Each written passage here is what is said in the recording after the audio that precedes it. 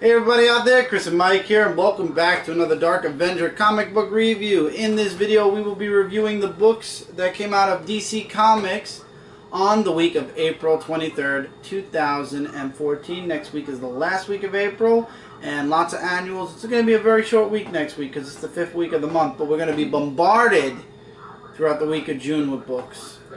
And July. No, I'm sorry, next month is May. We're going to be bombarded in May and a fair amount in July because the summer is where they throw books out. But let's stick with these books right now. We're knee deep in Batman, literally. Batman is everywhere. I love DC so much. It was Superman's 75th anniversary, and nobody tell me that there was a lawsuit going on, because the lawsuit did not happen. Yeah, with the Siegel-Schuster family in DC. The lawsuit was won a year before Superman turned 75. So don't tell me that Batman has more leeway because Superman had a lawsuit going on. People were attempting to do the lawsuit again, but it hasn't happened yet. So Superman got the shaft, whereas Batman's logo, literally, you look at the first book, look, it's Batman's logo on Larfleeze. I'm dead serious. Batman's logo is on every single book, even Secret Origin #1. Superman got the shaft, and I can't wait next year when Wonder Woman 75, because if Wonder Woman 75 gets the same treatment as Batman, oh man, you guys really screwed up your anyway, Larfleeze. Why are they still... I'm just pissed off that they really just forgot about Superman because he had a movie and just went on to Batman, where Batman has a weekly, this, that, and the other thing. Bullshit. Bullshit, DC. Good job, you know, giving to the Superman fans. Anyway, Larfleeze issue 10. I'm not going to really review this book because, like I said, this has been a really good week in books. Larfleeze is definitely the lowest book on this my list this week of books. The story is just ridiculous at this point. It's hilarious.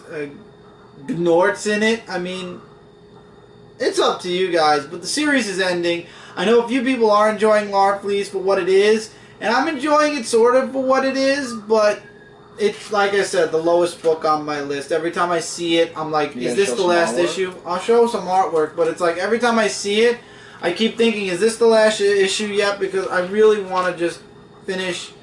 I love the Larfleeze Christmas special from right before the New 52. Yeah, that was nice. I remember that. But this book kind of just ruined anything that series, that one shot did. So now I just can't wait for Larfleeze to be over and then just put him in another book. But they ruined it. Secret Origins #1, which touches on the Superman origin, the Dick Grayson Robin origin, and the Supergirl origin. I'm going backwards. The Supergirl origin was dark. They made Kara's father evil-ish. Like, not evilish, but darkish. And the mother ends up shooting the father at some point. Why? Find out in the book. But it's like, wow, you guys really got dark in the New 52. And I know that this is the way, or this is the time, so comics have to follow the times. But that's some dark stuff. Robin's story fundamentally is exactly the same pre and post New 52. Right. That story kind of went the same way. With Tony Zuko, the parents dying, him becoming Robin, the end. Superman's story delved a little bit into Krypton with Laura and Jor-El. Then it jumped to when Martha and Jonathan were taking care of Clark. And Clark growing up and becoming the man he is, and then it goes to their death and, of course, the birth of Superman. 3 different stories, 3 different artists. So that was one from Superman. Here's one from Robin. And then, of course, Supergirl's, you know, they do show her on Earth a little bit, and she's still a whiny brat. But beside the point, here's some Supergirl. All in all, though, I feel like they're little tidbit stories, and especially with all these big events going on. I mean, we've got 2 weekly series right now coming. We have Original Sin from Marvel. We've got DC gearing up for 5 years later in September. For $5 an issue, my advice as a reviewer and as a reader, pick and choose your issues. If the issue involves characters you like or superheroes you like, get it. If it does not involve any of the heroes you like, skip it. It's a skippable book. It's tiny stories. The stories are literally only about this long. 1, 3, 4, 5, 6, 7, 8, 9, 10, 11, 12. They're 12 pages each. And I think Dick's story is a little bit shorter than that, and Kara's story is even shorter than that. Yeah, I was just gonna say, you know, they're focused like a little bit with Supergirl, like she's on the Red Lanterns and then on Earth. Like, is there like a... No, this is all about Kara on Earth when she first arrived on Earth. But again, once again, these are just little stories, little extras. Oh, they're origins. That's what Secret Origins really always has been. It's little tidbits, little extras into the origins of the superheroes. Do you need it? No. But once again, if it's a character that you're interested in, like me with Superman, I would definitely say check it out. If you're not interested in the character, if it's a different character, or like, if, for example, if it's Green Lantern and you've never read a Green Lantern book before, don't get it. They're not going to connect to each other. It's literally 3 stories per book, $5 an issue. Honestly, I'm going to pick and choose. I think this is probably going to be one of the only Secret Origins I get. I mean, I already know Batman's origin and everything like that. I don't need anything more added on to Batman, which I think Batman's next, so I'm going to skip it. It's a $5 book, guys. If you have a comic shop, check it out in your comic shop before you buy it. If you believe it's worth the $5 that month, get it. But because it's a $5 book, I definitely have to pick and choose what I'm getting with Secret Origin, especially because there are just so many books, so many new books coming out from Marvel soon, and there's a whole bunch of new books that are going to be coming out from DC soon, so I'm going to have to hold off on that. Red Lanterns issue number 30. So apparently there's going to be a civil war that's going to happen with the Red Lanterns. Atrocitus is out there. He has Rancor, and as a prisoner, we assume, we don't even know, and now he's going out to find the other 9 Red Lanterns that became Red Lanterns after he sent those 9 rings off into the galaxy right before Guy Gardner took over the Red Lantern Corps and basically kicked Atrocitus out. Also, they find out that Dexter is able to create constructs. So, Guy Gardner now makes it a point to find the 9 or 8 or 7, because Kara got 1 and the other lantern that's with Atrocitus is 2. The other 7 lanterns before Atrocitus, because if he finds the other 7 lanterns before Guy does, every lantern in the Red Lantern Corps is going to be outnumbered 2-1. And we got Supergirl who's still in it, and she still plays a predominant role, so I still feel like, I mean, it doesn't say Red Daughter anymore, but she plays a predominant role in this book. It's still like reading a Red Lantern. We get introduced to a new Red Lantern in this book, one of the obvious other 7.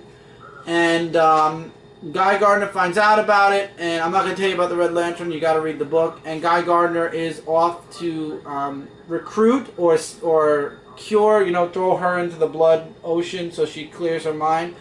To clear her mind and have her join him before Atrocitus takes the Red Lantern. And Atrocitus isn't clearing their minds. He's letting them remain red animals, basically. And Guy Gardner shows up on the planet. Unfortunately, though, Atrocitus and Dexter have beat him there. So now, what's next? What's going to happen? Will there be a confrontation between Atrocitus and Guy Gardner? Will Atrocitus recruit this Red Lantern, or will Guy Gardner somehow swoop in and save the day? Find out in the next issue. Bunch of dialogues left out. There's a lot that goes on with Bleeze and Supergirl. While this isn't the best, you know, book out there from DC right now, as far as all the other Lantern books, this is my top fave out of all the Lantern books right now, looking over what they're doing in Supergirl right now. So I would definitely say give Red Lanterns a check out. Alright, Jonah Hex issue number 30. From what I saw from last issue, I looked into this with a positive, saying, let's see what this issue does. And to be honest, the story was very short in this story, because as you can see in the front here, there's a Madame 44.44 bonus story. So it really talks about Jonah Hex of burying Gina because she died.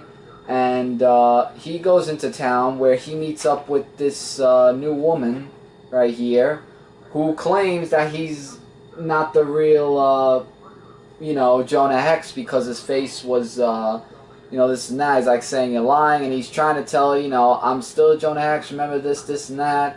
And after a while they get a drink, and then they actually talk about some type of a key that they have, and they also meet up with these guys that want to kill Jonah Hex and the woman. And that was really it.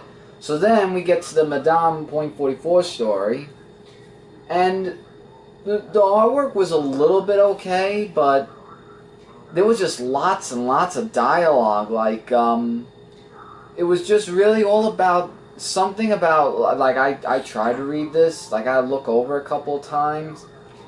I think it had to boring. Yeah, it looked like it had to do something about the business and everything. Don't even bother struggling through it. Yeah, I'm not gonna even. I mean, if you want to read this, guys, you know, I just picked this comic book up for this story, not for Madame .44. And guess what? The story that was to be continued is gonna be in next month. So I hope they don't keep re-putting the same story in Jonah Hex. Oh, I remember. You dropped it when they started doing that secondary story. Oh, with that vampire thing. Don't even remind me of that. And I didn't drop it because of that. I dropped it because the story was going... That too. Yeah, but the story is going good. Don't get me wrong, and it was short. But did you have to put Madame .44 in? Absolutely not. It's not a necessary read. It's just a whole long dialogue. If you want to read it for yourselves, by all means, go right ahead, but... Superman issue 30, a prelude to Doom, because all the Superman books plus Superman Wonder Woman are going to be attached to Superman Doom, and it all is starting next month in Superman Doomed one-shot, which then leads into all the mainstream books. So in this issue, Smallville gets attacked. We don't know why. This island in the Bahamas, or was it the Bahamas? I want to know for sure. Yeah, it was. Is destroyed. And all signs are pointing towards Doomsday. Superman shows up in Smallville when all this stuff happened. By the way, the artwork is spectacular. And actually, Sam Lane is nice or civil to Superman. Yeah, and all these people, last issue also. All these people, yeah, are in a coma or something. And there's these crop circles Sam Lane mentions. And then Superman flies over the crops and he sees the word Doom. So automatically he's thinking it's Doomsday. Also, guess who we get to see again? The Eradicator, who's telling Superman, basically, you're the reason why the world's going to end. And we find out that Lois Lane's connection to Brainiac, guess what? You won't believe what you read in this issue at all. Also, Kandor is involved. Once again, everything is setting up in this issue. Kandor, Brainiac, Lois Lane, Doomsday, what the hell's going on? Tons of destruction everywhere. And it all points to Doom.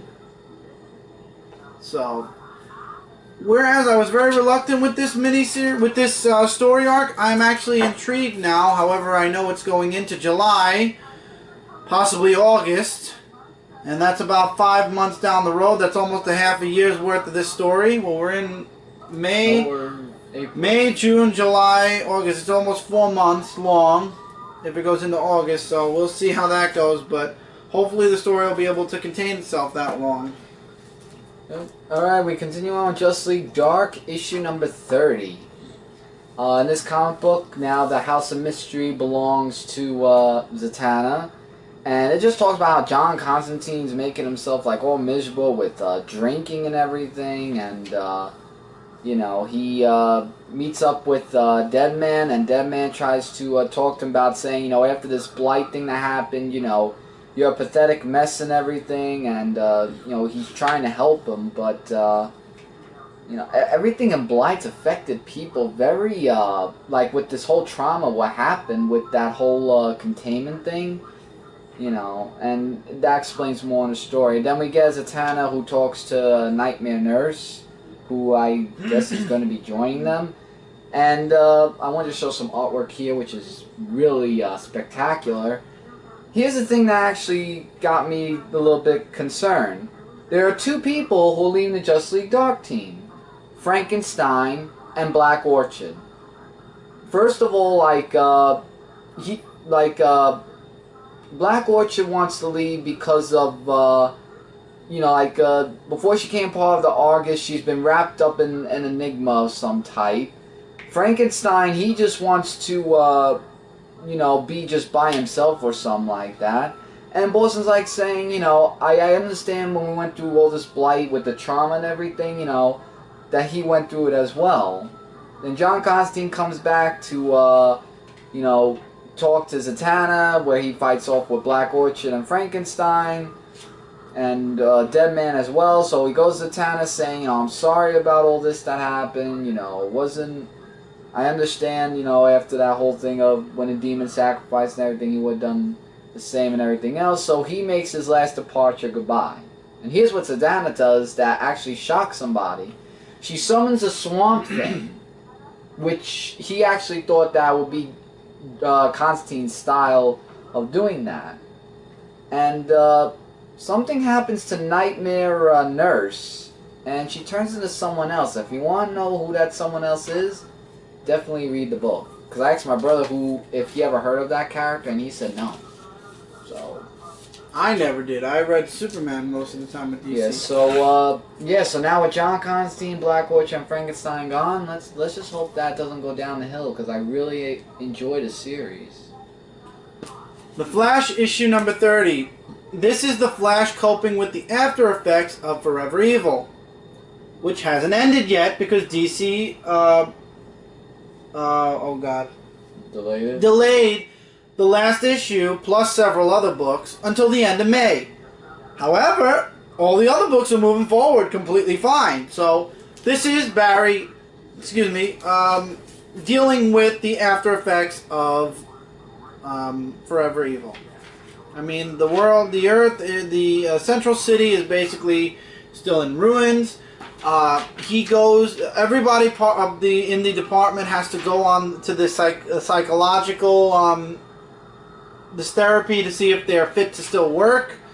Not only is Barry still fit to work, he goes to the artwork, by the way, is really spectacular. I just want to throw that out there one more time before I continue. He ends up back in the labs, so he gets out of the basement, so to speak. But he has to stay. There's a session that the doctor wants to have with him in another couple of weeks because she thinks that Barry's doing too much. It doesn't make it healthy that he wants to do. He can't do everything no matter how hard he works. So she feels he's going to push himself too hard, too far, too long, and it's going to cause him to snap. Also, we do get a look into the future. I'll show you guys a page, but that's all I'm going to show you is this page. So we get to see the new Flash costume, but that's not Wally. At least that's not what we're led to believe. I don't know, but we will find out. And it has something to do with the clock. Apparently, Barry's clock is a couple of minutes ahead. How is that possible? His watch is saying it's 1:15, but the time is 1:13. Is the watch faulty? 2 minutes. Is the watch faulty, or is he jumping forward in time? Well, Flash can do that. That's really the gist of this issue. It's the Flash coping with Forever Evil, and they did say Forever Evil was going to reach into other books. So this was a really spectacular issue. It sets up really, really good for next week's special, the annual, the Flash annual, which I am getting, and I cannot wait to read it. So it'll be interesting to see when we get to that point. I look forward to talking more Flash next week. Now, Justice League of America hasn't ended yet, I don't believe, but we have the continuation after Forever Evil, and that is Justice League United issue number 0, aka Justice League of America 2.0, but you see the Canadian flag, so it's Canadian. Yeah, so basically the people you see on this cover are on the team. Got Green Arrow, Animal Man, Supergirl without the Red Lantern ring, so we all know that it's not going to stick. Stargirl, John Jones, and I keep forgetting what his name was. Oh, Adam Strange. Thank you, Adam Strange. Yeah, yeah, and I love how this is a 5-issue story arc, so almost a half a year worth of the first story arc. Yeah, so here's some artwork, which is drawn very nicely. So basically, they were just on a mission in the beginning, and then it goes into 3 days earlier that leads into this. There's this guy that goes up to them that he has like a something like he's talking about like a story that he saw, like a skeleton of some type, and Stargirl has like the shaft and everything that says that they should go there. So they do go there, and they get ambushed by robots and everything, and then we get this story here where what's her name? Miyabin, yeah. Mm-hmm. Like, if you want to read about her, you should definitely read the comic book, and then see for yourselves. New hero for the team. Yeah, new hero for the team, actually. And then we get... I actually agree with what Jay says. Like, when I was reading Green Arrow, he actually does... yeah, he reminds me of the pre-New 52. Yeah, the pre-New 52, because he does not certainly remind me of the New 52 that I'm reading. And I like this attitude of the Green That's the original. Arrow. The original. So actually, Green Arrow, being a step ahead, finds a lair of some type, which relates to what happened in the beginning of the comic book. And here's the thing. We see Lobo, the thin space like Lobo. And here's a spoiler right here. There's somebody that's going to help out with what's going on, and that would be Hawkman. So that's going to be interesting, seeing Hawkman in a book again. Yeah, so I thought it was Hawkgirl at first because of the background here. But no, Hawkgirl's exclusive to right now. I just thought, But Hawkman, Hawkgirl doesn't matter, really. I mean, it's still a really excellent book. Almost my book of the week, to be honest, as well. Batman Eternal issue number 3. We get introduced to Stephanie Brown in the New 52, aka spoiler from the pre-New 52, which she will become spoiler by the end of Batman Eternal, or close to the end of Batman Eternal. Carmine Falcone is back. I can now say that because that was last week's issue. This week, Carmine Falcone is now working with the mayor. And because Commissioner Gordon is in jail thanks to Carmine Falcone, they put Forbes in the commissioner's spot. And Batman is out there fighting, against a gang war that Falcone is starting against the Penguin. And because, Carmine Falcone is working with the mayor now, the mayor and Carmine Falcone talk with Forbes. And Forbes, guess what, is on their side. So, basically, instead of helping Batman like what Commissioner Gordon was doing, and I'm not going to give you guys anything that happened with spoilers. You're going to have to read this issue, because if you're not reading Eternal, you guys are crazy. This is a really good book. I want to show some artwork of Batman, though. I don't want to show it of... I have to go to the beginning. But basically, Forbes becomes the new commissioner of Gotham. Here's the beginning page for you guys for some artwork. Artwork's really, really good. And basically, the police are about to answer, going to a call Batman had put in where he had arrested, subdued a bunch of gangsters. And Forbes comes in and says, we're not going anywhere. We're not dealing with Batman anymore. Instead, we're going to forget about anything. We're going to deal with all the costume freaks. But first, we're going to start with the ringleader. Today, Gotham City's war on Gotham Gotham City's war on Batman begins tonight. So now Forbes is starting a war on Batman with the police. So Gotham PD is now going to be going against Batman. The war of Carmine Falcone and Gotham is going up against Batman. And Penguin says the war for Gotham is beginning. So there's war going on throughout this entire book. And guys, I can't wait for the end of this series where Carmine Falcone is going to get his you-know-what handed to him. And I pray that Forbes is going to get the exact same thing handed to him by the time this series is over. Alright, well, let's see what happens. And something else is going on. And it's involved with spoiler. Or Stephanie Brown. This book is excellent. It's a weekly series that I am very happy I'm getting. Your weekly series is starting up next month, Future's End. Oh, yeah, oh, right. And then my second one is starting up in the fall, so I have time to relax. I think mine starts in October. So by that time, most of this will be done. I cannot wait to see both of them get their asses handed to them by Batman. This book is spectacular. My book of the week, for sure, from DC Comics. Spectacular. I'm just very upset that DC Comics is treating the Batman 75th anniversary a lot better than the way they treated the Superman one. Yeah, like why they are they basically still relating to this lawsuit? I mean, just end it. No, the lawsuit's done. People are saying it's because of the lawsuit that they didn't do so much for Superman. Yeah, well, just forget it. Let's look at it already, guys. Let's look at it from an outside perspective, shall we? Okay. Superman got Unchained. Right. They did make a 75th anniversary logo for Superman, which only was on the Superman Unchained books. Batman's is on every single DC comic book. And let's not forget the animation they did at Comic-Con. There was the animation they did for Superman. I'm talking about Superman first. They did the animation for Superman. You know, they gave him the Unchained miniseries. The Man of Steel movie came out. Right. And that was it.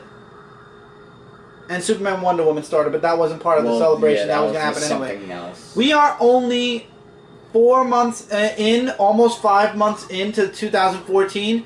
Batman has a 4-figure set coming out. There have been several animated shorts for Batman already. There's Batman Eternal that's going on right now, which is a weekly series. Batman's logos, like I said, are on every single book.